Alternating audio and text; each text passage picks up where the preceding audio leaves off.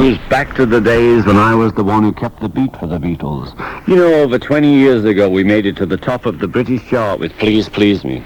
Well, to celebrate, I'm hosting a series of radio specials, Captain of My Yellow Submarine. Together, you and I will listen to the music and hear my favorite memories from back when Sergeant Pepper taught the band to play. Well, John and Paul came together quite nicely. When one was working on a song called One of the Beautiful People, the other was carrying around the incomplete lyrics to Baby You're a Rich Man. And here it is. When we first went to London with the tapes that the Beatles had done when I wasn't in the group, George Martin was the only guy who'd give us a chance to get on record. And he was doing the Goons and people like that. So George was very good at the beginning, because we knew nothing about the technical side of recording. We didn't know anything about recording, you know, because the only time we'd done it was on tape recorders at home, or we did some acetates in Germany. And, you know, George would show us the knobs, and George was real helpful because he could read music. So we came down from Liverpool and we went in. We rehearsed for him first one day, then we went back and he'd got another drummer in there, which broke my heart, because he thought I was crazy and I couldn't play, because when we were doing Please Please Me, I was actually playing the kit, and in one hand I had the tambourine, and in the other hand I had a maraca. So I was trying to do all the percussion and play the drums at the same time, because we were just a four-piece band. George didn't actually say anything then, but he let us pack up the gear and leave. But when I came back next time, he did have this drummer called Andy White, who is actually on the Love Me Do record, and I'm on the album version. Now, can you spot the difference? After our first single made the charts in England, we went back into AMI's studio on Abbey Road to make an album. We recorded 10 songs in 13 hours, and one of them became my first vocal on the Beatles record, and it was called Boys. It's interesting to note that the album cost around $1,000 to record, and it stayed in the top 10 on the British chart for more than a year. Pretty good value for the money, I'd say. 20 years ago, Paul wrote, I saw her standing there. She was just 17, you know what I mean. Well, Paul originally started out with she was just 17 and she'd never been a beauty queen. Only John felt you know what I mean was a better line.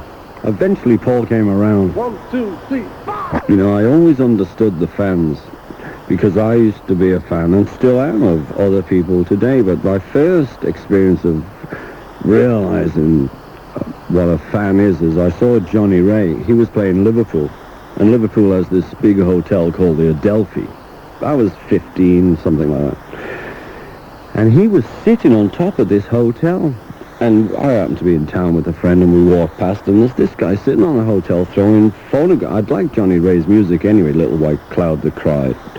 But here he was, the great Johnny Ray, and he was sitting on top of this hotel throwing photos down. Wow, this is fabulous. I think that was one of the first times I ever thought, this is the job for me. And it was interesting because later that night we were still in town, and he'd gone to a local Chinese restaurant, and we stood outside and watched him eat, and I remember my brain going, he eats just like a real person. So I always understood the fans, you know, getting crazy about us and not understanding that, you know, you had to eat like ordinary people and you even had to go to the loo. So that was one of my big moments in life. All My Loving was the first song we played on the Ed Sullivan Show back in February of 1964 on our first visit to the States. Coming up, a song from the Hamburg days with Tony Sheridan, Ain't She Sweet? You know, Beatlemania affected lots of people in lots of different ways. I mean, some girls would scream like we were singing it just for them, and well, some had imaginations that were even more vivid. You know what I mean? Every time we got off a plane in America, we were being sued by 1,500 people. So we had to learn to come off the plane with our hands behind our back, because we were naive at the beginning. We didn't know anything. We'd get off this plane, someone would say, hey, is your name so-and-so? I say, yeah. I say, hey, this is for you. I say, hey, thanks. And you don't know him. Say, well, we're suing you for $1 million. You know, for the most ridiculous reasons. You know, it was getting weird, and besides, you know, if it had been true, we probably fathered every child in America, because where we went, we'd have all these women sending us these affidavits with, you know, the guys who later on you saying, yes, she's the father of this child, he's the father of that. I mean, we would have a whole nation now if that was strictly true. And if we'd have had the energy. It got nuts in the end with people trying to sue us and paternity suites and everything. Suites. Back in the Hamburg days, the boys played behind Tony Sheridan on a recording of My Bonnie. Also at that session, they recorded the Beatles without Tony. John was on lead vocals, and it was that old standard, Ain't She Sweet. Julia was John's mum, and she used to play the banjo, so she taught him his first chords. Paul showed him proper guitar chords later on. Coming up, the story of Daisy Hawkins and All the Lonely People. You know, all the Beatles songs didn't come easy. I mean, for a while, Paul worked on a song called Daisy Hawkins, but it wouldn't come together. Not until he changed the name to Eleanor Rigby. She came in through the bathroom window, and she certainly did. Polythene Pam, Mean Mr. Mustard, and the Sun King. That's probably one of my favorite sides of any album we made. Before that, Eleanor Rigby. Sort of a bouquet of girls' names in Beatles songs. The first crew of my Yellow Submarine starred more than John, Paul, George and myself. I mean, if you listen carefully to that last chorus of the song, you'll also hear George's first wife, Patty, our producer, George Martin, roadies Mal Evans and Neil Aspinall, and engineer Jeff Embrick. And the band begins to play. In the text I do, honey, what goes on in Yellow Submarine. Oh, what a crew. It was only a few years later I'd be singing about the Beatles rather than singing with them. As brothers, and as any family, we had good days and bad days. So when we'd split up, it seemed the three of us at one point were fighting Paul because he wanted one thing and we wanted another, which is his right. I didn't particularly enjoy being sued by him, but there was nothing else he could do. So things were a bit strained, but they've all worked out since. And we were all writing our songs and doing whatever we did. And I happened to start writing this song about my friends called Early 1970. And I just sort of literally put my thoughts down about, what was happening with the boys, and that, George was in the garden with his long-legged lady picking daisies for his soup. And Paul had his farm. And I thought it was being brilliant. He has no cows, but he sure has a whole lot of sheep. So I thought that was one of my tricky lines. And John was in bed screaming, because that's what he was doing at the time. But if you listen to the record, it says, George will come to town to play with me.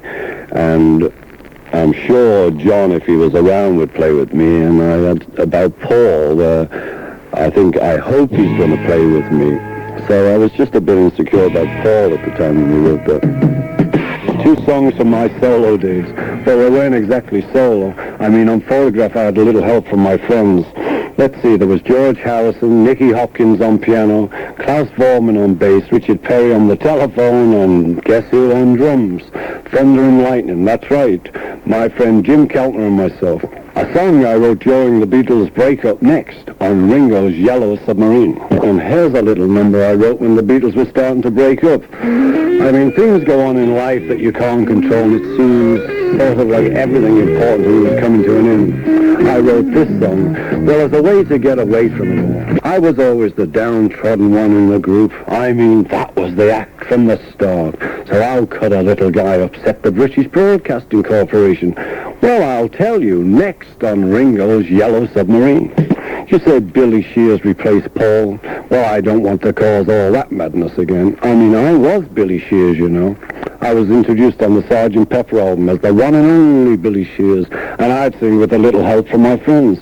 The I Get High with a little help from my friends lyric caused a bit of madness around the BBC. They almost banned the song because they thought we were encouraging drug abuse. Are they crazy? Pure accident, actually. I'd been working in England with Harry Nielsen, who had Richard Perry as the producer, and we became friends, and we were out one night at a club, and he said, if you come to LA, maybe we'll do some tracks together. So I said, okay, fine, and we parted. And it came up that Harry and I were invited to do the Grammy Awards, and it was in Nashville. I don't really want to fly all the way to Nashville just for the awards and then fly back. So I had this idea. I called Richard Perry and said, we're coming to Nashville. While we're there, why don't we do some tracks? And he said, yeah, that's fine. He'd get that together. Then a couple of days later, I got a call from Richard saying, well, while you're in America, why don't we do the Grammys anyway, then come down to LA and we'll do some tracks. So I said, okay. And just by chance, we get down there, and I'm in a hotel, and I find out that John's in a hotel. And really, none of us really knew we were all heading for the same place. So, I went over to see John and said, yeah, what are you doing? I'm doing this. I'm working with Richard Berry in the telephone. Have you got any songs? He said, yeah. I've got a piece of this song and I'll finish it for you. And it was I'm the Greatest. He'd finished the song and I went back over to his place to listen to it, and I said, well, why don't you come to the studio and play on it? So he said, okay.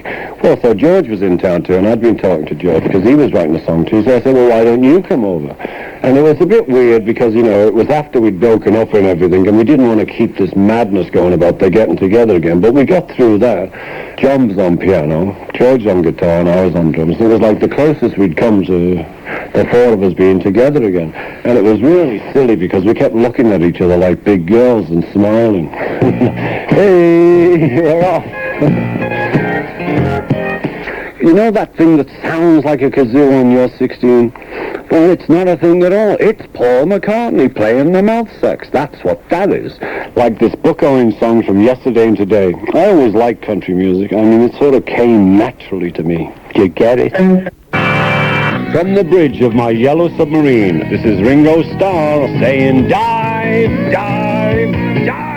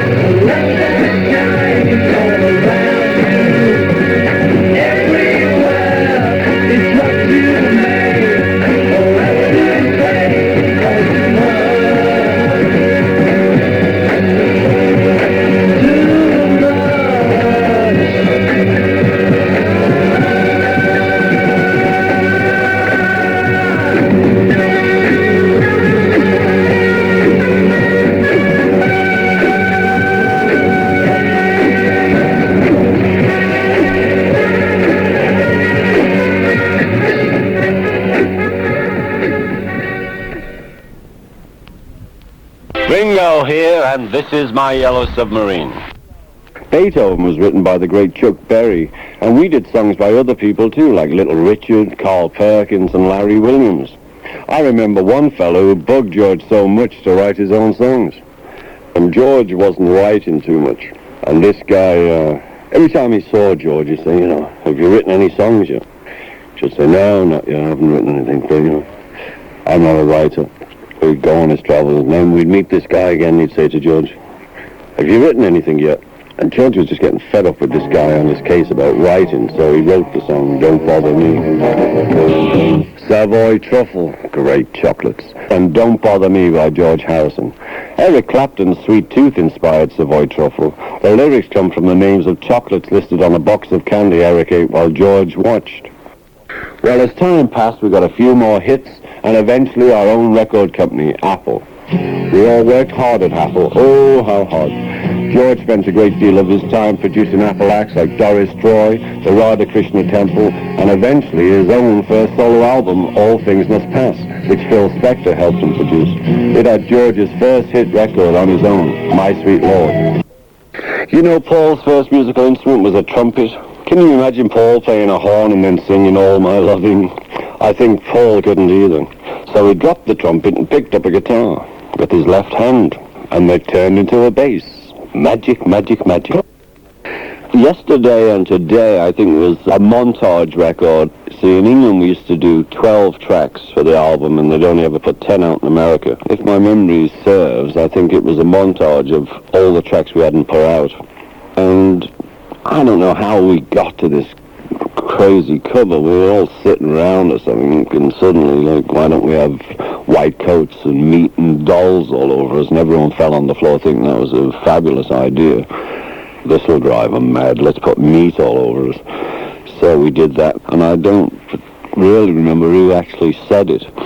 But we did the photo, and we we sent it to Capitol and said, here's the cover.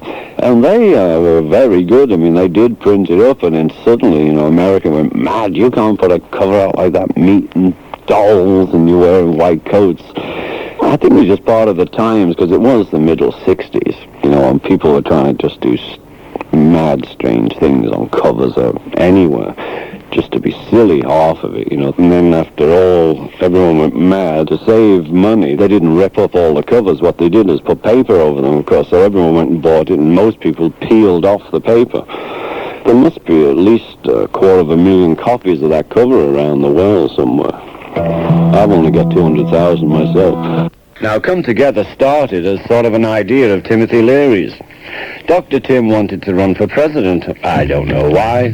And he asked John to help him with the campaign. Well, John was more of a songwriter than a politician, so Come Together came together as a song rather than a slogan. How you doing, Tim? Our recording session for All You Need Is Love looks sort of like a political convention. The All You Need Is Love film. The BBC wanted something. They were going to satellite us round the world, so they wanted something special. So John and Paul wrote All You Need Is Love, and it was the 60s, and that's what we were all into. It was all peace and love, and we were all in colourful clothes, and so was everyone around us. So yet again we go to EMI, to the big soundstage. We had all our friends there. Mick was there, and Keith Moon, and everyone we could call. And it was mainly just because we had the chance to satellite us around the world, we thought we might as well make some use of it. Instead of just doing any old song or one that, had been a hit or anything, we had a totally new one. It's probably the only message song we ever wrote was All You Need Is Love. Just to let everyone know that, this could work if we all got behind it. The thing with the Beatles was that they were not political. Looking back, which is easy, I think we should have been a little more political. Not radical, but political in the sense of peace and love and doing more for those aims than we did. Because, if anyone looks back at one point in our career, and maybe several points, if we'd have actually stood up and said, let's do this, we would have had a lot of followers, but we never actually stood up and said to them, come on, we're going to do this. We were mainly involved with the music. And that was more important than anything else. And the big conscious move was All You Need Is Love, where we were trying to actually spread all over the continent peace and love. I was really disappointed at the end of the 60s when, the peace and love movement fell through, because I thought we stood a good chance of trying to change the world and make it a better place, but of course we didn't quite manage it. Hey Jude, by the way, was the Beatles' first single release on Apple Records. Did you know that, folks? And it went to #1 on both sides of the Atlantic.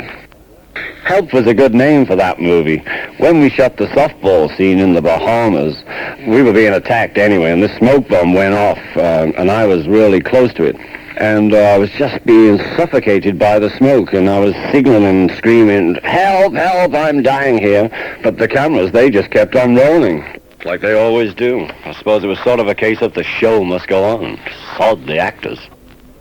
I think it was George's mum who loaned him the money to buy his first guitar. He was 13 at the time.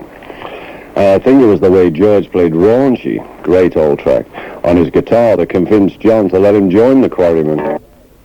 In the early days, it was George who really instigated me becoming a member of the Beatles.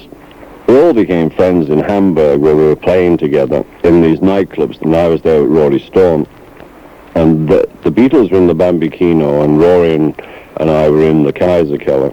And then the Bambikino closed down, and they moved into the Kaiserkeller with us. And if they were playing, I'd always hang around and request records. And then we came back to Liverpool. I'd go and watch the band, so we all became friends. And then I started to sit in when Pete couldn't make it for whatever reason. It started one Wednesday, they were doing a lunch hour. And I was in bed, and Brian Epstein came up in his car and said, "Will you play the lunch hour session?" So I played that, and we all went out for a couple of drinks after the session.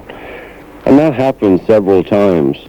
And then suddenly George was sort of saying, "Would you like to join the band?" And I was saying, "Yeah, I'd love to, but you've got your drummer." And he started to instigate, with the other two. And he kept saying, "Why don't we get Ringo in the band?" And as it ended up, I was playing at a holiday camp with Rory. And I got a phone call from Brian Epstein, and this was another Wednesday. "Will you join the band?" And I said, "I'd love to." "When?" He said, "Tonight." I said, "Well, I can't join tonight because I can't just walk off and leave this band with no drummer." So I said, "Well, I'll start Monday." And I drove back to Liverpool and joined the group. Then we played at the Cabin first night. Suddenly there was this madness going on where half of the Cabin hated me and the other half loved me. So there was all chanting, "Pete forever, Ringo never," and the other side, "Ringo forever, Pete never." And some guy got so crazy that he punched George out. So George ended up with a black eye for his efforts, and me in the band. And here's a song George wrote during a bout of spring fever. It came on one of those rare spring days in England. We don't get many of them in London, George decided to go to Eric Clapton's house instead of the Apple offices, naughty boy. While George was strolling around Eric's garden with his guitar, this song was born. And some of those days and nights were hard, like jelly babies. "Love those steaks and jelly babies," that's what George said to a reporter when asked about his favorite food. Now, jelly babies are like a soft licorice, and when people read about it, they started throwing jelly babies at us on stage. It got worse when we came to the States because there weren't any jelly babies in America, only hard jelly beans, and they hurt. When we landed in New York on our first trip to the States in 1964, we held a press conference to meet the media. So once we covered all the questions about our hair, it went something like this. "Ringo, John, Paul, George. Ringo, John, Paul, George." All together now. "Ringo, John, Paul, George." Hi, George, they've got it, big kid. He was the first to ever play your records. What do you think of him? Him and a million others that were first to play our records. Was he really first? Yes. Well, there's a lot of people claim to be first, so we congratulate them all on their good choice. Ringo, when's the last time you had your hair trimmed? 3 days before we came to America. Didn't want to shock you with long hair. Gentlemen, are any of you millionaires yet? No, that's another lousy rumor. Brian Epstein a millionaire. No, even he's not one, fortunately. Where does all the money go? Well, a lot of it goes to Her Majesty. She's a millionaire. I Feel Fine was one of John's happy accidents. He set off some feedback, putting the guitar real close to the amp, and he sort of wrote the song around it. You know, there were two George Harrisons from Liverpool, and both ended up on tour with us in America. The other George was a reporter from the Liverpool Echo. I mean, this got so confusing. George 1, the Beatle, got the messages meant for George 2, the reporter. And poor George 2, you know, he'd get the worst from all the screaming fans who were looking for Beatle George. I don't know how they worked it out in the end. Hard Day's Night is my favourite movie. Hard Day's Night is one of my titles. I used to talk, I don't know what, they have some name for it, where you talk in one thing and think in another, and both lines get mixed up. I had slight bread, tomorrow never knows, and sayings like that, but we stuck to it. Hard Day's Night. Our manager, Brian Epstein, he came to us. We were touring at the time. Came up and said, you know, they've asked if you'll do a movie. And we were sitting there, so, well, what can we do? And we all loved the idea. The idea of making a movie was interesting. And they brought in this Liverpool playwright called Alan Owen, who stayed with us on the tour to pick up, like, you know, local colour, as they say, and writing down and talking to us and things like that. And he shaped this script called A Hard Day's Night, which, as we all know, is roughly a day in the life of the Beatles. And we decided we'd do it.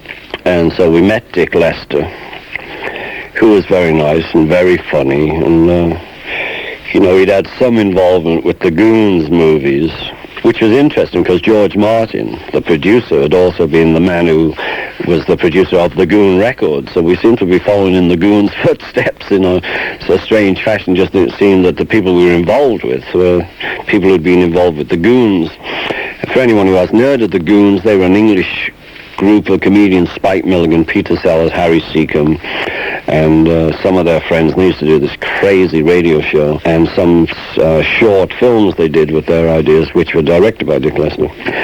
So we decided we'd do this movie, and we'd do it in black and white, because they didn't want to really spend a lot of money on it.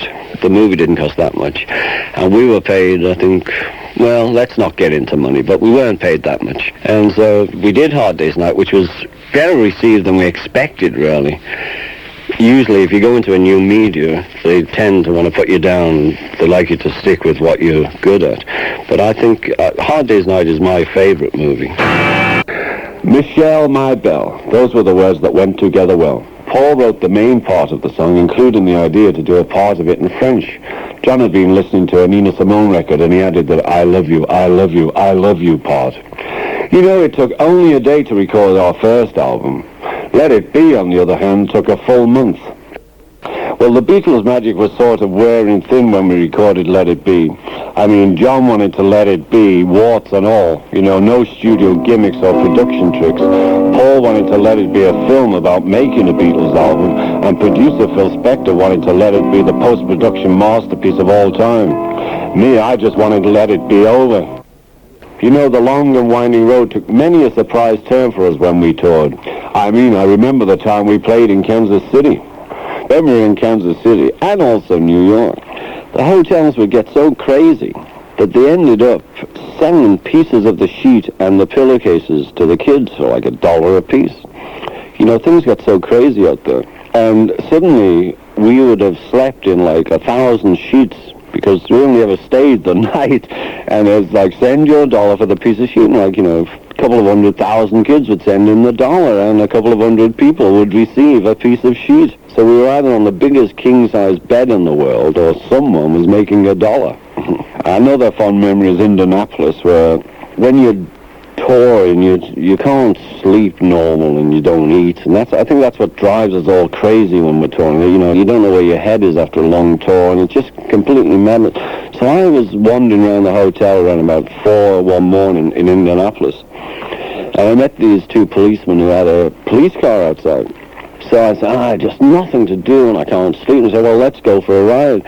So they let me drive the car, which was great. And then we went screaming all over the city, and it got so crazy that we were being chased by another cop car. We had to pull into this alley and turn the lights off and all hide in this police car. Me and two big cops are all hiding in a police car in Indianapolis, and this other cop car goes past us and goes somewhere. And then the guy said, well, You know, we got out of that, so what else are we going to do? So, but it was fun in a police car hiding from the police. I think they thought someone had just stolen me. Probably my driving on the wrong side of the road. So that was Hey Jude in Kansas City. Hey Jules, Don't Make It Bad popped into Paul's head one day on his way to visit Cynthia and Julian Lennon. I mean, this was after John had met Yoko. Well, Paul sort of changed Jules to Jude and took a sad song, and he certainly made it better. Coming up, Paul McCartney spreads his wings, next on Ringo's Yellow Submarine. Songs with girls' names in them have always been an important part of rock and roll. And in 1966, John and Paul took a Grammy for the best song of the year. And what was it called? That's right, Michelle. The one with Tony Sheridan doing the vocals with the Beat Boys backing him up. The Beat Boys being, in fact, John, Paul, George and Pete Best. While Lauren and I were having Jason, I went home one night after going to the hospital, and I had two messages on the answer phone, one from John and one from George, and they just said, look, we've met this guy, and we're going to Wales on Saturday, you've got to come. So we all went up there on the train, and it was interesting because Maharishi couldn't believe that all these people were there to greet him, and they were screaming and shouting. And as he walked through them all, I mean, they just all walked past him, and they were all heading for us. He had no idea, you know, who the Beatles were. He just thought we were part of the crowd that were coming to the seminar. The outstanding thing about him that he's so full of joy, Maharishi. He's always laughing. At that time, I think we were all a bit confused and we were looking for a bit of joy. I still think Maharishi is quite a high man, meaning in a Godhead sort of way, because I believe in God. And I'll always thank him for giving me my mentor. It's probably the only thing no one can take away from me. They can take the house and the money and your shoes, but they can't actually take your mentor away. In the summer of 1965, John, Paul, George and I stepped in front of 17,000 screaming fans at the Hollywood Bowl. And this is what it sounded like.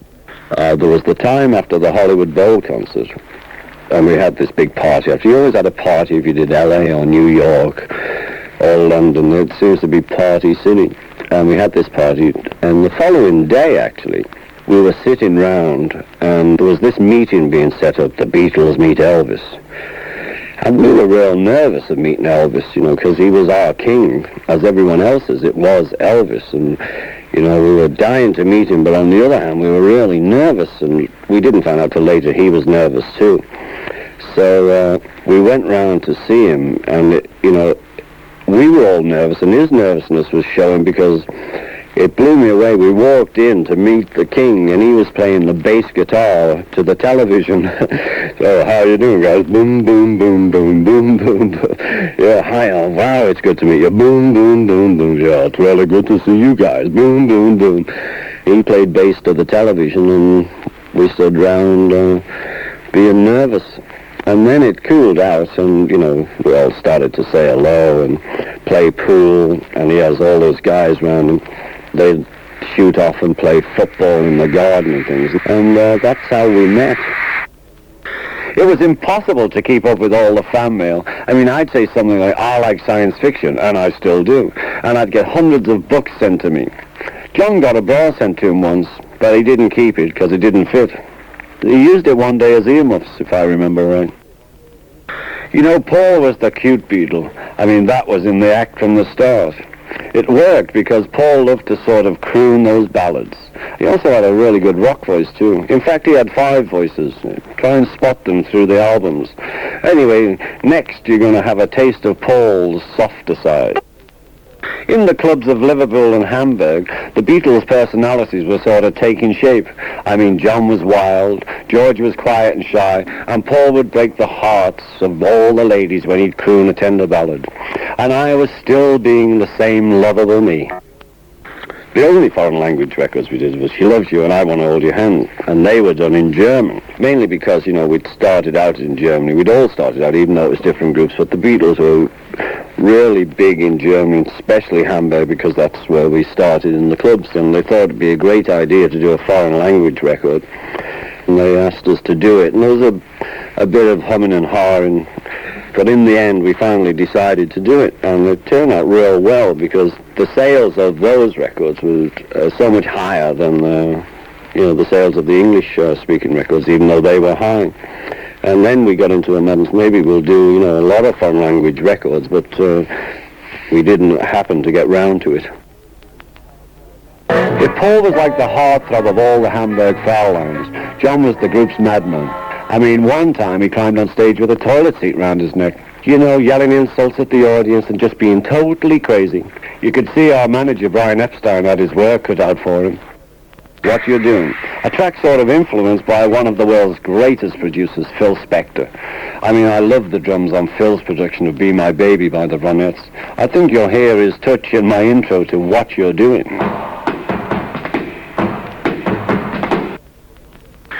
On the first trip to America, we ended up in Miami, which was fabulous. America was all fabulous to me. I mean, coming out of England, suddenly in America, it just was blowing my brain out. I loved it so.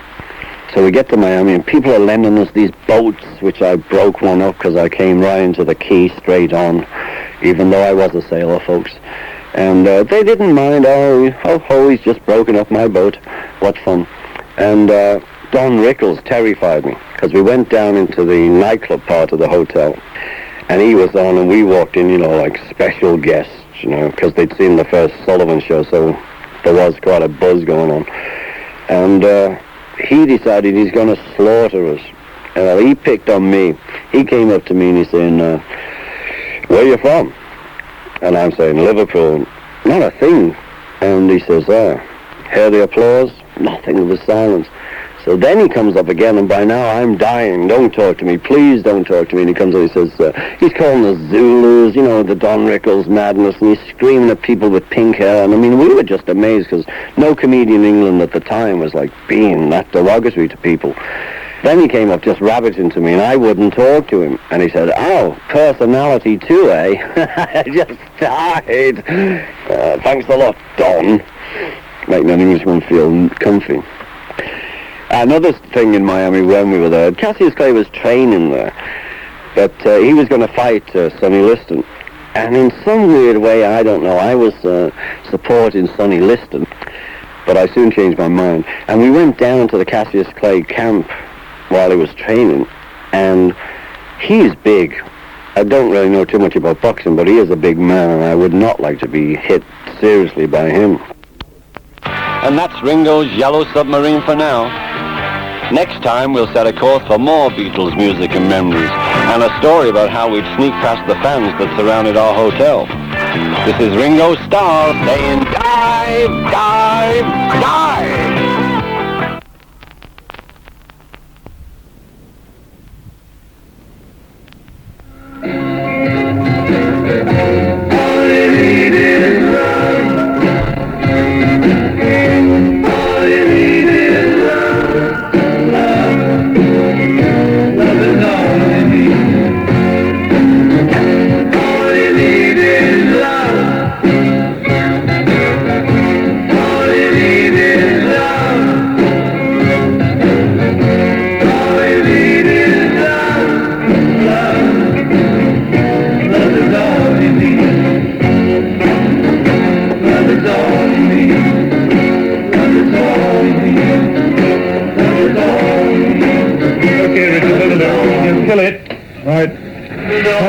Very good, thank you, John. That's fine. I think that will do for the vocal backing very nicely. We'll get the musicians in now, and we'll do the last step. Oh, great.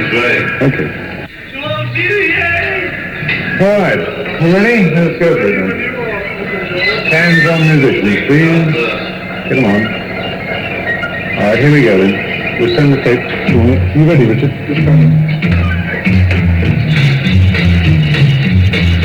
Okay, Jeff? Yep. All right, here we go. Okay, Richard? Here comes the tape. Watch it. Copy from the original backing track. 2, 1.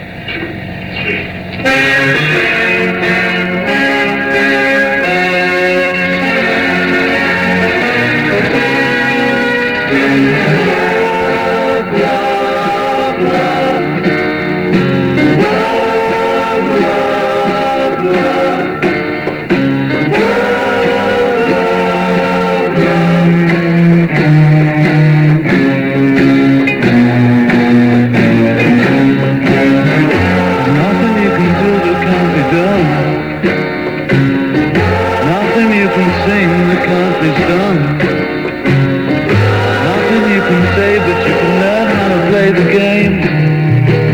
Easy.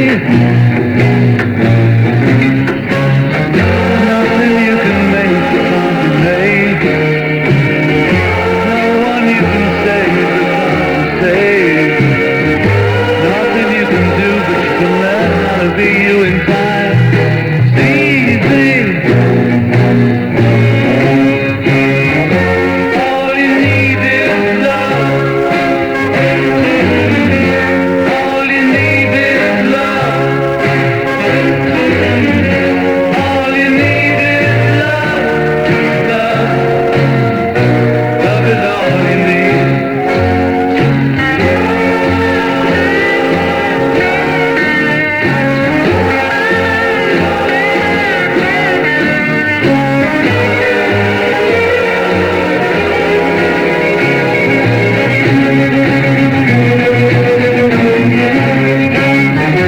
All you need is love. All you need is love. All you need is love. Love. Love is all you need.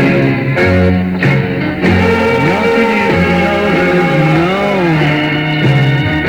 Nothing you can see that isn't shown. No way you can be that isn't where you're meant to be. It's easy. All you need is love. All you need is love. All you need is love. Love. Love is all you need. All you need is love.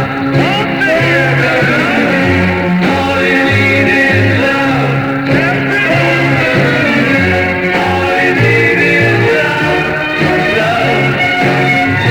Love is all you need. Love is all you need. Love is all you need. Love is all you need. Love is all you need. Love is all you need. Love is all you need. Love is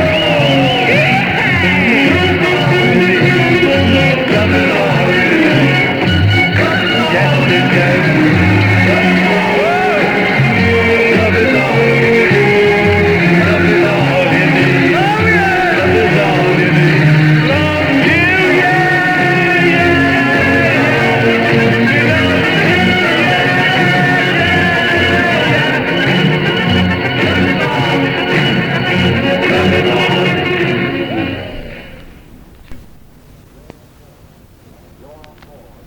You're on board the Yellow Submarine. Ringo in my Yellow Submarine, celebrating the fact that it was over 20 years ago that we had our first hit record as the Beatles. I remember 1965 very well, thank you very much. That was the year of our second world tour. I thought that we'd played all the strange places there were to play on our first tour the year before. Baseball diamonds, hockey arenas. But on the second tour, when we played Spain, we even performed in a bullfighting ring. During the show, I kept looking around me to make sure there weren't any bulls on the loose. You know, I remember one American DJ, who shall remain nameless, that once gave out our home addresses on the air. Well, the Liverpool post office had to have special vans come round to deliver all the mail that came in from America. It got to be too much, though. My mum and George's mum tried to answer as many as they could, but there were like thousands and thousands of letters. We were like Mickey Mouse in the Sorcerer's Apprentice film, begging the postman to stop. Cue for a song. Mr. Star here. Mr. Kite, of course, came from a real poster that John bought when we shot the Strawberry Fields promotion film. Pablo Franke's Fair and the Hendersons, they were all straight off the poster. Well, maybe John made up the part about Henry the Horse, of course, but that was all. They've got some crazy little women there in Kansas City, and they had some crazy promoters there, too. Actually, we weren't supposed to be in Kansas City. It was supposed to be one of our days off. But on our first tour in 1964, this guy who owned the Kansas City baseball team, Charlie O'Finley, met up with our manager, Brian Epstein, when we played San Francisco. He told Brian, the Beatles have got to play Kansas City, and money is no object.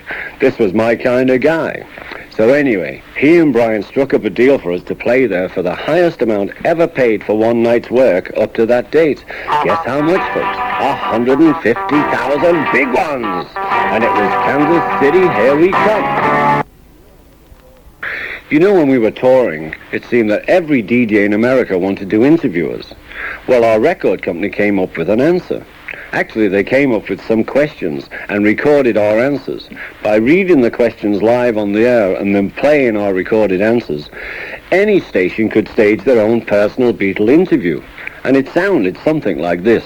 I have the hit record I Want to Hold Your Hand by the Beatles coming up, and we're not only going to feature the Beatles on record, but we're going to meet the boys right here. John Lennon, Paul McCartney, George Harrison and Ringo Starr, the Beatles. Welcome to the show, fellas. Thank you. Thank you very much. Pleasure to be here. Say, John, how did you ever decide on a name like the Beatles for the group? Well, I had a vision when I was 12, and I saw a man on a flaming pie, and he said, "You're Beatles with an A," and we are. That's all laughing. And how about the first recording date? We made our first record at the beginning of 1963, and we had a hit with that. But I think the whole bit really started when we did a Palladium show, and then later we were asked to do the Royal Variety Command performance, you know. And we met the Queen Mother, and she started clapping. And Princess Margaret, too. Yeah, and Princess Margaret. How many records did you sell last year? Do you know? Well, the last count was 6 million, I think. That's just Ringo's record. No, the others don't sell. Well, which one of you guys dreamed up this haircut idea anyway? I think it was my dad, really. He said, you know, Paul, it's a bit square, the haircut I had, you know, short back and side. He said, why don't you get a Beatle cut, son? Hey, I hear you're going to be making a movie sometime soon. Well, we were making a film, which we don't know the title of, but it's going to be a film just about us. We don't know the script, and we don't know what song it'll be in it. It should be released in the States at the end of this year sometime, we hope. With no title and no song. And no script. Well, maybe we better get to the record right here. Fellas, thank you very much for being on the show. Pleasure to be here. Thank you. Thank you very much. Not a Second Time is interesting because that's the song that the London Times music critic, William Mann, said had all those sub-medium key switches in the Aeolian cadences. I guess that means he liked it. When John was 1 or 2 years old, his mum Julie used to sing him a song from a Walt Disney movie. I think it was Sleeping Beauty. I'm guessing here, folks, because I wasn't there. You know the one, do you want to know a secret? Promise not to tell. You're standing by a wishing well. Well, John remembered his mum singing one day when he wrote, Do You Want to Know a Secret? Only it ended up nothing like Walt Disney's. Listen. Hi, Tinkerbell. To start with, here's a song from Abbey Road. Paul wanted a particularly raw sound on his voice, as if he'd been performing the song on stage for a week. So he came into the studio a couple of hours early to rehearse his screaming. Well, I think the practice worked, Paul. That was 1 after 9:09 from Let It Be, an early song of John and Paul's from the Quarrymen days in Liverpool, and Oh Darling, the Let It Be movie. Well, we've decided we'd do something else besides a record. We thought, well, why don't we film us making a record?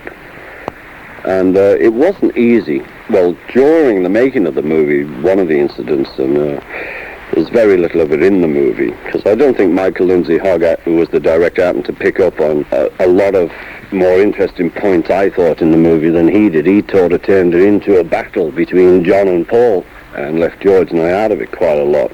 But that's his prerogative, he was the director.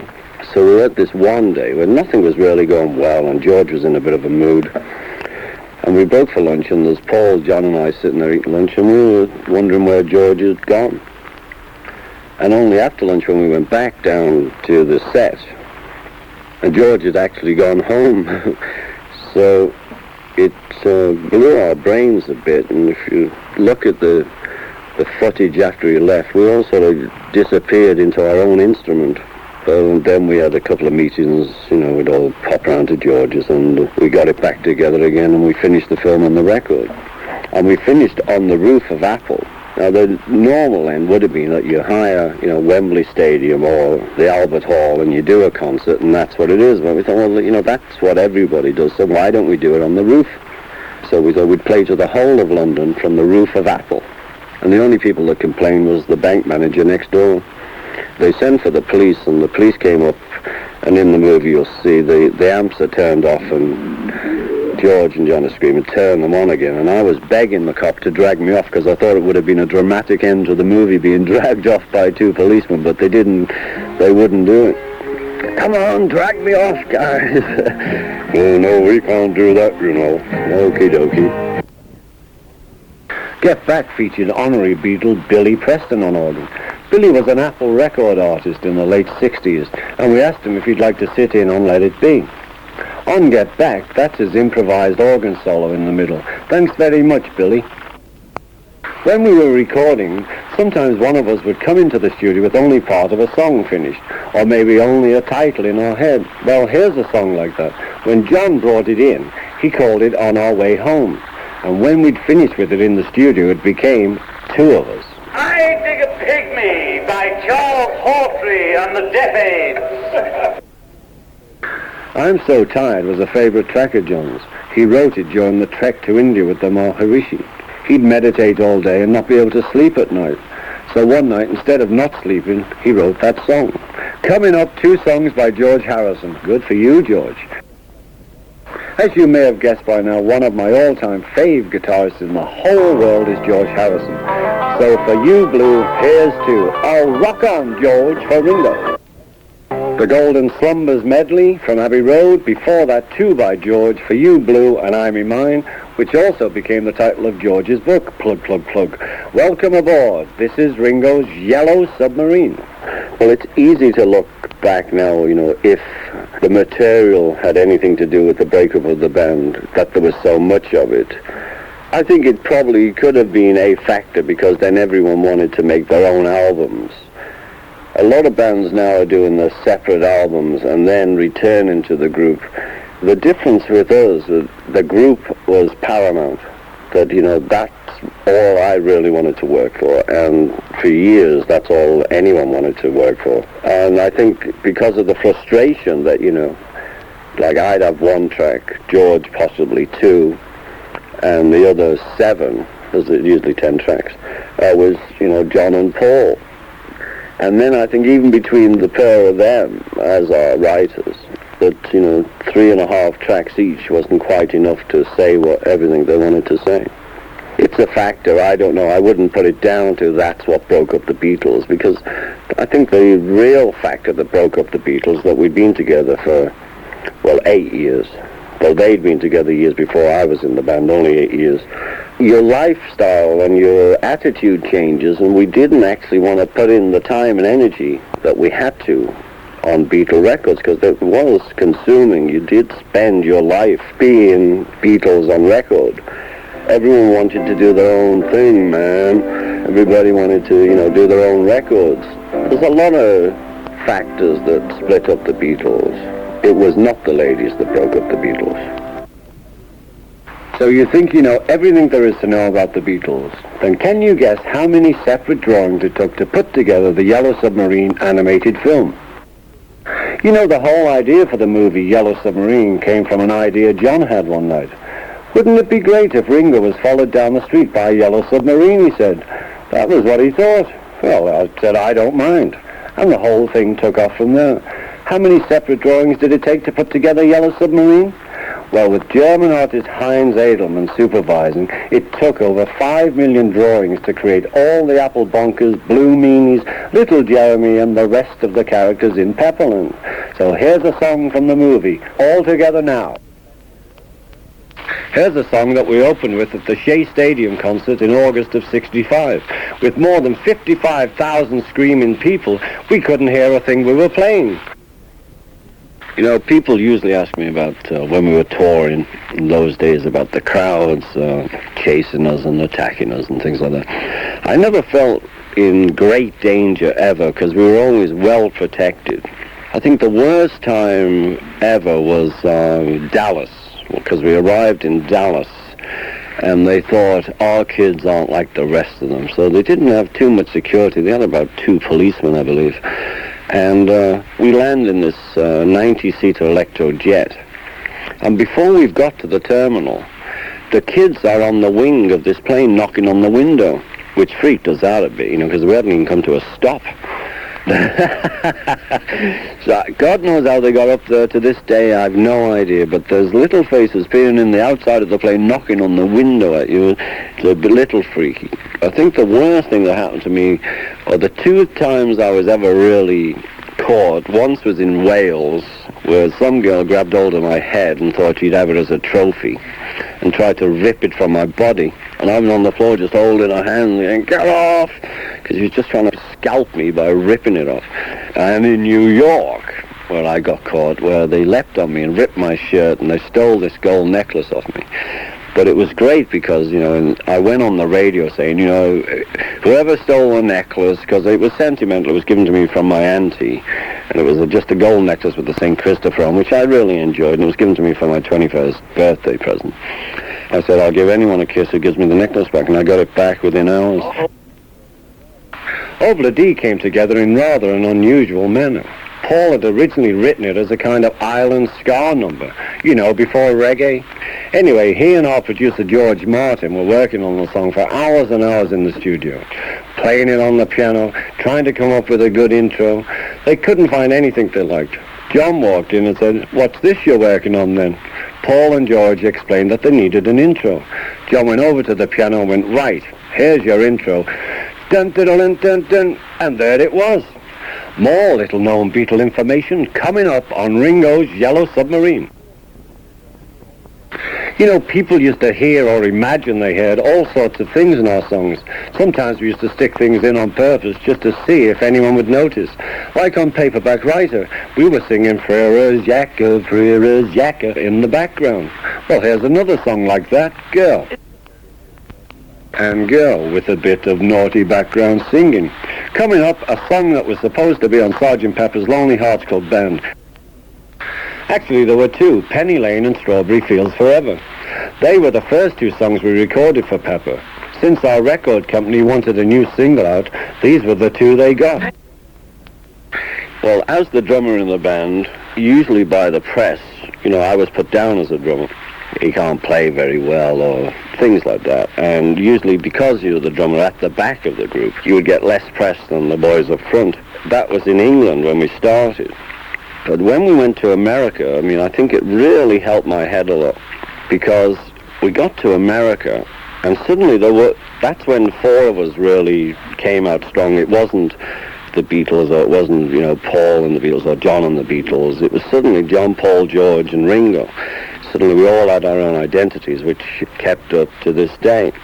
And, I got there and I started meeting these musicians and, the groups in America, and especially the drummers.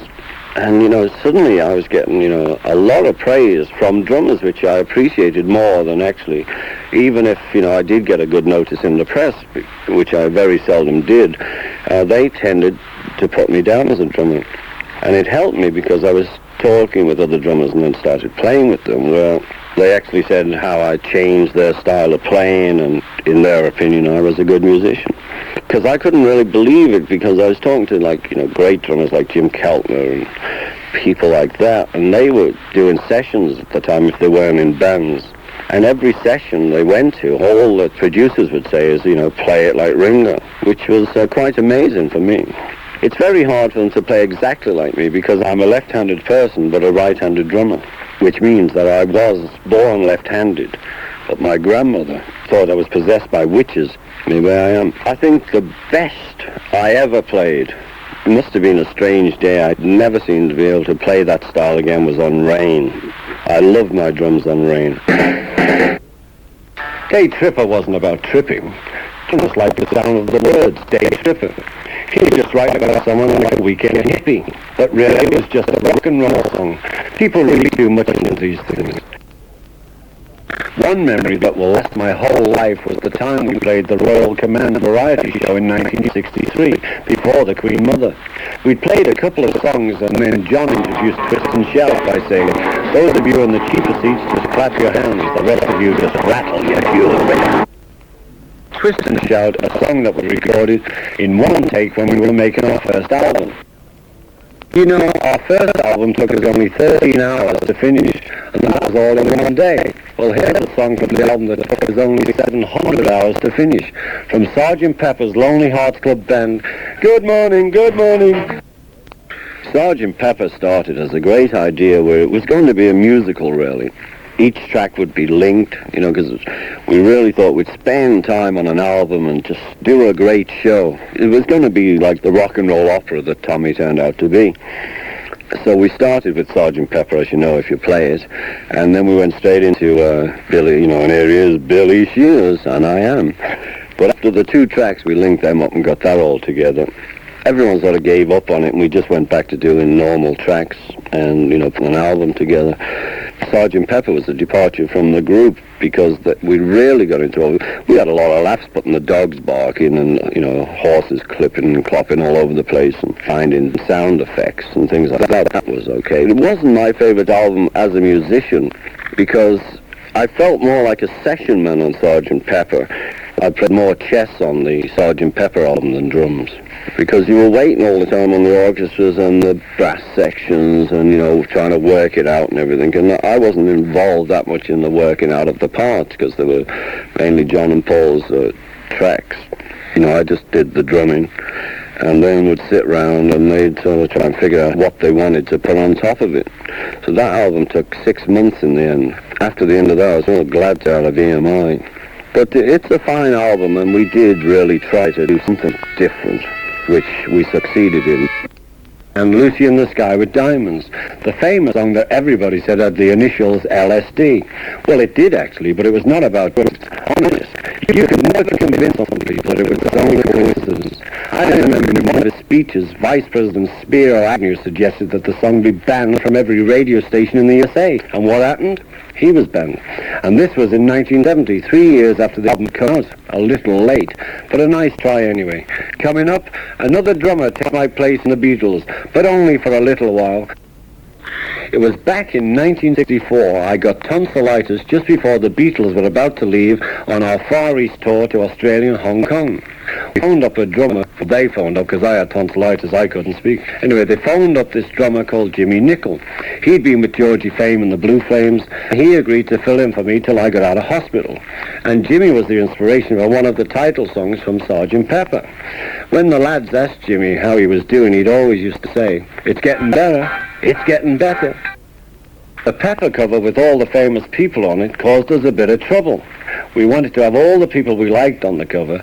Then EMI, our English record company, said we had to have permission from everyone or we could be sued. Our manager, Brian, had one of his personal assistants call all over the world to get the okays. She had only a week to do it, but she got all of them. Good on you, Bob. On a hard day's night. You know, they buried a print of that film in the time capsule in California to show the people in the year 2960 what the 1960s were about. Well, the 60s were about 10 years long, weren't they? I mean, I don't think they needed a time capsule to tell them that, whoever they are. There is a Penny Lane, you know, and there's a barber shop, the bank and the roundabout. The fire engine's about a block away. There's just one thing missing, the Penny Lane street sign. The city sort of got tired of keeping up with all the fans who'd take it home as a souvenir. So now it's painted on the wall. This is Ringo Starr saying, "Dive, dive, dive."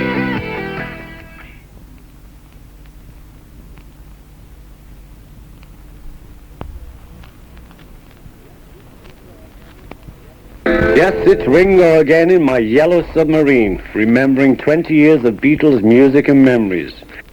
Although various books claim we were the first to do this thing or the first to use that instrument, we really didn't look at it that way. We just wanted to do something different, like using feedback on a song or using a sitar. Maxwell's Silver Hammer is a good example. Now you might say that's the first time an anvil was used as an instrument. Well, I do play anvil, but Jimmy Dean's record, Big John, was ahead of me. But I think we still have a first here. George was experimenting with a Moog synthesizer, and the first Beatles record he used it on was Maxwell's Silver Hammer. Well, the Yellow Submarine project came up after the record, and it was an English animation company and a German director, and they came to us wanting to use the songs with this idea of making an animated film. So they showed us some rough drawings, and we liked some of them and didn't like others, and our input was not that great by the music, which was already there. So they'd finished the animation, and we loved the animation. Well, it was an innovation at the time in animated movies. It was totally different from Disney or anyone else we'd seen. And my favorite piece is the Sea of Holes, sort of three-dimensional.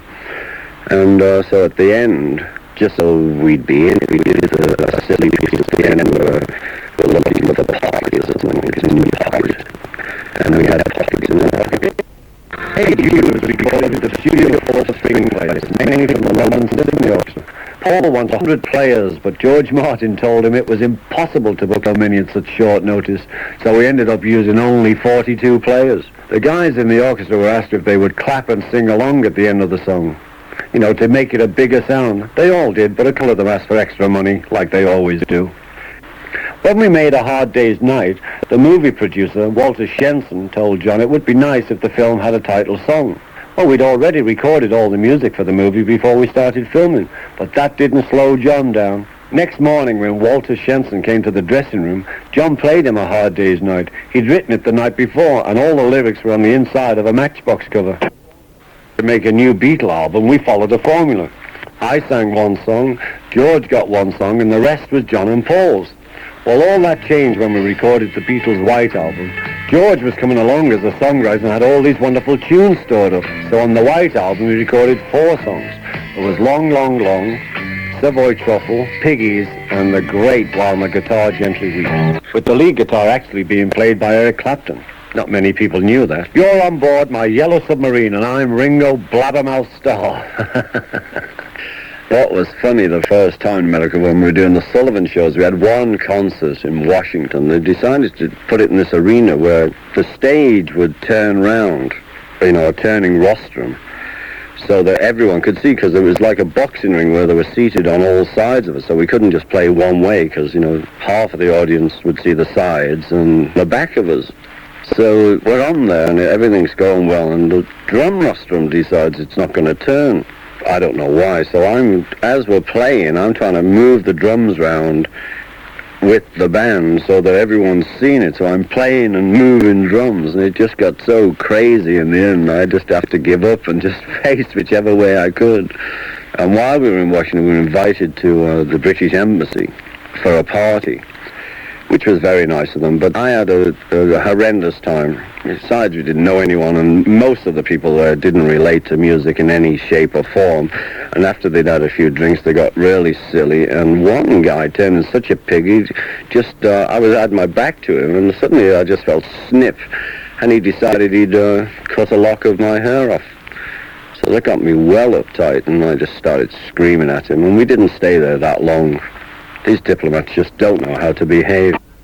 You know, when Sid Bernstein booked us into the Carnegie Hall in New York, the Carnegie Hall people didn't know we played rock music. They were used to the highbrow classical performers, and Sid told them that we were an English quartet, which was true. But when they realized who we really were and tried to cancel the show, it was already too late. Apparently, the noise from our concert, the music and the screaming, shook the paintings off the walls, and Sid Bernstein and his English quartet weren't invited back for an encore. Of all the movies I've been in, one of my favorites is still A Hard Day's Night. I played a demented gardener in Candy, a teddy boy in That'll Be the Day, the Pope in Listomania, and a bad guy in a western called Blind Man, and a caveman in Caveman. But still, A Hard Day's Night has one of my favorite scenes, the one where I just walk around and take snaps of whatever I fancied. The critics call me Chaplin-esque, which didn't help, but thanks anyway. And the music from that scene was an instrumental version of this one, also known as Ringo's theme. You know, after the London premiere of A Hard Day's Night, we threw a big bash and Princess Margaret showed up with her husband, Lord Snowdon, then. She was only supposed to stay for a little while and then we could eat. Well, she stayed and she stayed and she stayed, and we were getting hungrier and hungrier and hungrier. But Walter Shenson, our film producer, said we couldn't eat until after Princess Margaret left. So George went over to her and said we were starved and that we couldn't eat until she left. So she left, and we finally got to eat. In My Life, a song John said was his first autobiographical tune. When he set out to write it, he began as if he were on a bus from his Aunt Mimi's house on Menlo Avenue. At first, there was a verse about Penny Lane, but John decided not to use it. But Paul did later. But when he finished, he didn't like any of it. So he just sat back, relaxed, and let his mind roam free. And out popped all the words to In My Life. The Elizabethan harpsichord solo in the middle of In My Life was played by our producer George Martin one afternoon while we were off on a tea break. More interesting tidbits from Ringo's Yellow Submarine. So here we are in New York, and we're going to do the Ed Sullivan Show, probably the biggest variety show on earth. And Ed was very nice, not too much communication, but he was very nice. Two stories, I'll tell you the last one first. And you can see it to this day how we are presented to America the first time live on TV. And Ed comes out, and his big build-up is, here they are, the Beatles. And straight from England, and you bet your life it's going to be great. And here they are, the Beatles. Well, another interesting story is, we went to the rehearsals because it was live in those days. So we went to the rehearsal. We made them tapers. Every time we went through a rehearsal, we made them tapers, and we'd go into the sound box. And it was pretty archaic at the time, and we'd alter all the notes, the levels on the dials, and put a bit of bass in here, a bit of treble, as much as we could do. So this one, on all afternoon, we'd do the tracks, we'd go off and listen to them, we'd fix the knobs again. So, okay, that's the end of rehearsals. You go home, you go back to the hotel, you have something to eat, and you come down and do the show. Okie dokie, ready. Unbeknownst to us, while we're out, they send in the cleaning crew, and they have some dear old lady who decided, all these chalk marks all over the board, I better wipe these off, they look so messy. So after spending the whole afternoon there trying to get the sound right, this dear old lady cleaner decided she didn't like chalk on the console and wiped out all our settings. So what you get is what you get, not what you should have had. We actually released 3 versions of Revolution. The acoustic guitar version that was on the White Album, the harder up-tempo version on the flip side of Hey Jude, and good old Revolution number 9, the one with all that turn me on dead man nonsense. Don't believe a word of it, folks. A lot of artists made their own version of Beatles songs, like Yesterday, Fool on the Hill, and Long and Winding Road. Help wasn't one of them. Well, actually, there was one other version, and that was made by George Martin as the producer and your pal of mine, Peter Sellers, doing the vocals. Remember John's quote that the Beatles were more popular than Jesus Christ? Well, he said that in a newspaper article on his religious views that ran in the London Evening Standard. The American press took that one statement out of context and blew it up to ridiculous proportions. Radio stations banned Beatle records. Our manager, Brian Epstein, flew to America and tried to settle the mess. When we flew over for what was our last tour in 1966, John apologized for his remark at a press conference, and everything was fine. As a writer of songs, it's not easy for me. I play the piano very little and guitar very little. But I have to have some idea of the melody and the words when I start. And then I usually write just straight off, 20 or 30 verses within that melody, trying to relate to the song, and then I type them all out and then, juggle them into position so they make some sort of sense. Don't Pass Me By came about. I was writing a lot of sort of country songs then. That's why it's sort of weird country music, I suppose. And I was just sitting at home on my own, just sitting by the piano, and Don't Pass Me By was like the first original song. For years I'd been rewriting all Jerry Lee Lewis's B-sides without realizing it. So I'd come in the studio saying, yeah, I've got this little song. And when the boys got off the floor with hysterics, they'd point out that it actually had been done, that song, and it was written like 40 years ago. And I actually didn't realize I was rewriting old songs. If you notice on the albums, I have one track on each album. When we first started, I'd find an old track that I liked, like Boys, and so on. And then they started writing songs, I Want to Be Your Man, and other songs, like Ringo's spot on the album. Better give him a track to make him happy. And then I wrote a couple of my own. And then we folded up. I don't know if that's why. Fans like autographs, I know that. Sometimes I like to sign and other times I don't. I have moods just like everybody else. Well, I remember one time I was on holiday and I just sat down to have some dinner with the family, and this woman comes up and she said, "Oh, would you sign this for my little daughter, please?" So I said, "No, if you don't mind, I'd like to have my dinner." "I'm sure your daughter would understand. Just tell her Ringo said hello and she'll be pleased." So suddenly she just started screaming at me, "You've ruined your whole career." "What about my lunch?" I said. You know, whenever John or Paul wrote a melody that they didn't have words for yet, they just gave the song a working title. Anything, just to call it something. Well, the next song started like that. Paul had this great melody, and he just ad-libbed the words, "scrambled egg." He brought it into the studio, and George Martin suggested adding a string quartet, even though we had no words. George didn't care. Eventually, Paul wrote words, and the song became "Yesterday." You know, after the Monkees TV show became a hit, there were all these sorts of rumours in the press, where all these silly rumours start, that there was this rivalry between the Monkees and the Beatles. Well, I'm here to tell you, folks, that it isn't true. In fact, in 1967, Brian Epstein invited the Monkees to England, and we hosted a party in their honour at the Speakeasy Club in London. The gin and tonic, Mick? Remembering 1964, that was the year that John became a paperback writer. His first book, In His Own Right, was published. It had poems and stories John had written since he was 14. Some of the critics compared his writings to James Joyce and Edward Lear. Christina Foyle of Foyle's Bookstores in London held a special luncheon for John, expecting him to make a speech. But no one told John about it, so when the time came for John to make his remarks, he just stood up and said, "Thank you very much, it's been a pleasure," and sat back down again. Well, the press couldn't let him get away with that, so they quoted him to say, "Thank you very much, you've got a lucky face." As players, you know, we were all fine players. I think Paul's probably the most, and still is, the most melodic bass player and inventive bass player to this day, because he would play tunes around the tune. And as I said, he's the most melodic bass player ever. John was an amazing rhythm guitarist, though in one way he had no sense of rhythm. He couldn't ever count in or anything in those days. I'm sure he learned later on. And also I loved his lead playing because it was totally insane in its way. Because him not being a lead player, he took more chances.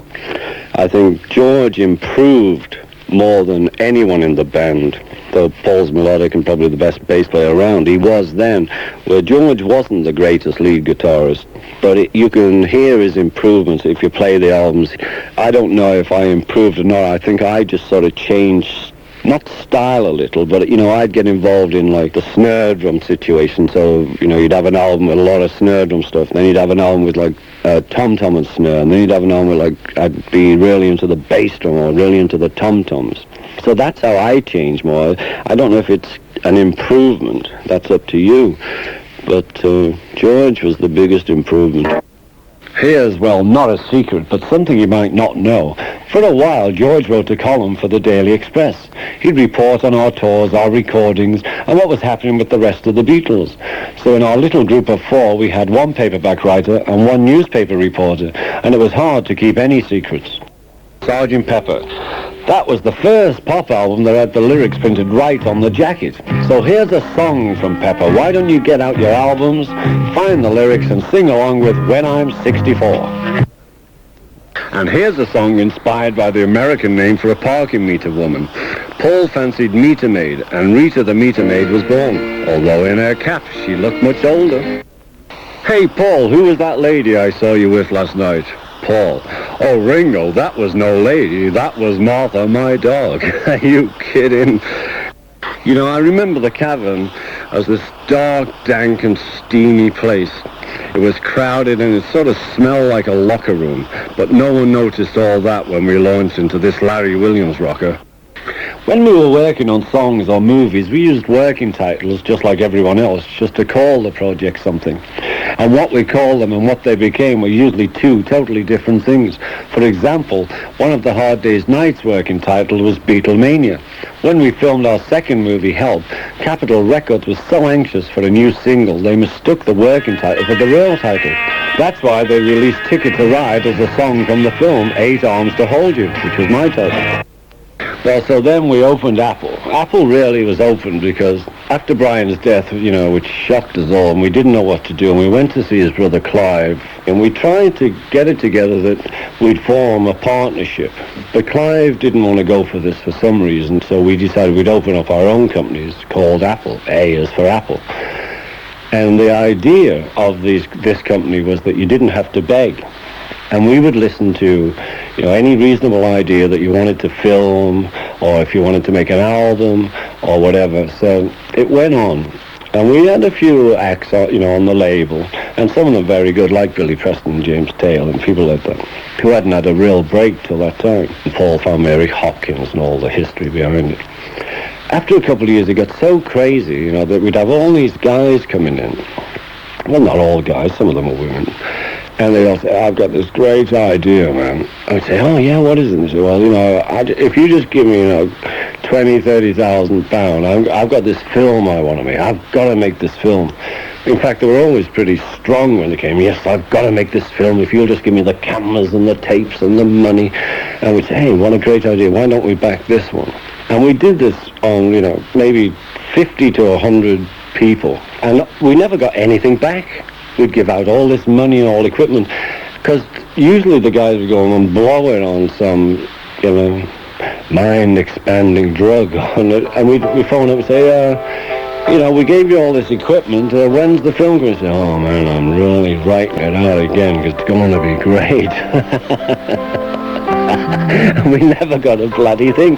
So that's why it came into the point that Apple was going broke. We thought that it was going fully broke, but we were wasting a lot of money on people, which was a shame, but that's life, folks. You know, lots of people think our first time on American television was that Ed Sullivan show back in February of 1964. Actually, we were on TV before that. 1 month before Ed Sullivan, in January, the Jack Parr Show had a film of us doing 2 songs.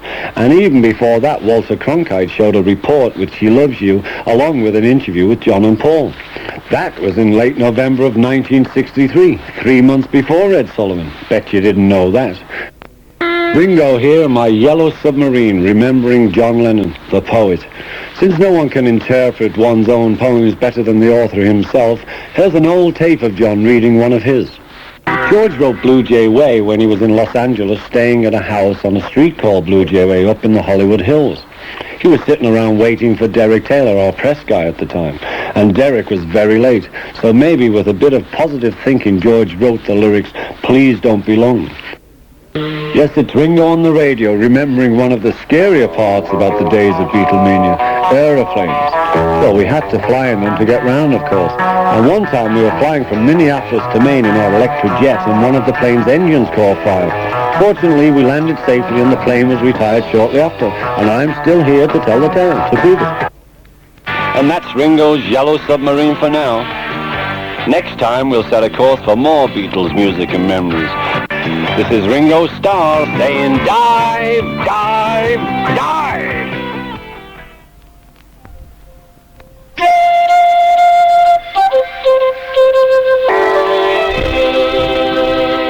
Ringo here, and this is my Yellow Submarine.